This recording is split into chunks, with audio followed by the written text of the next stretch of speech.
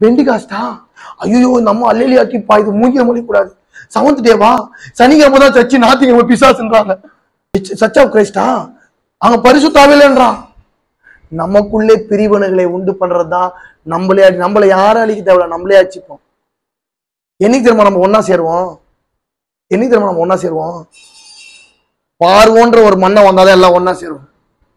நேபுகாத் நேச்சர்னு மண்ணு. ஏன்னா நம்ம ஜாலியா இருக்கிறப்போ பிரச்சனை வர்றதுக்கு காரணமே நீ நானும் சரீரமாகிய சபை, சபையா சரீரமாகிய சபை தலையாக இயேசுவுக்கு இணைக்கப்பட்டு அவருக்காக வாழத்துக்காக தான் பிரச்சனை, தவிர நம்மளை அழிக்கிறதுக்காக. நல்லா பைபிள்ல சரித்திரத்தை படிச்சு பாரு, எங்க பிரிவு நடந்ததோ அங்கதான் பிரச்சனை இருந்தது.